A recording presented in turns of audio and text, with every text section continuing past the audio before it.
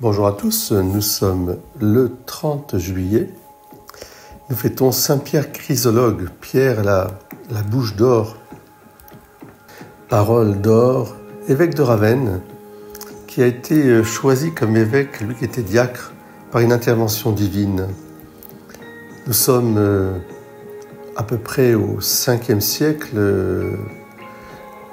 sa mort est en 450. Et il va être un des grands réformateurs et bâtisseurs de cette foi chrétienne partout, prêchant, étant humble et zélé, aimant les pauvres et puis n'hésitant pas à dénoncer ce qui peut être la superstition, du paganisme, des cultes mauvais.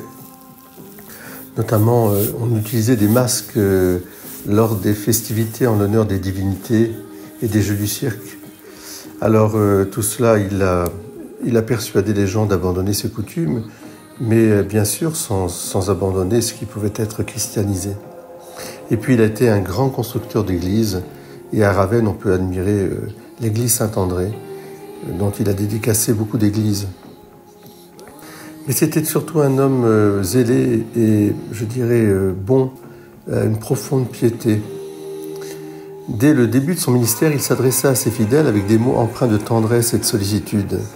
Il se considérait comme un médecin des âmes, un pasteur prêt à guider ses brebis et un père spirituel veillant au salut éternel de son peuple.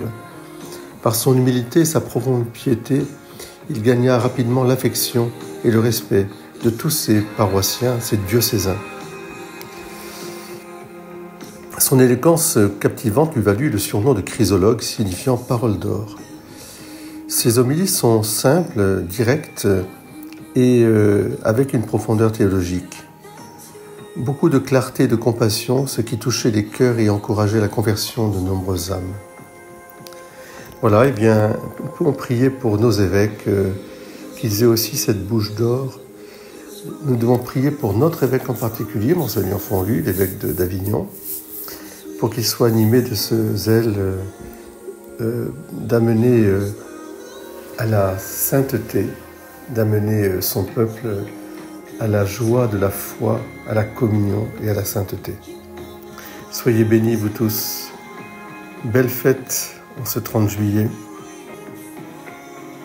Ayons dans notre bouche, demandons à Saint Pierre Chrysologue d'avoir une bouche nous aussi d'or, où Jésus, Marie, Joseph et tous les saints soient présents, et que nous puissions donner par nos paroles l'envie d'aller vers Jésus, Marie et Joseph.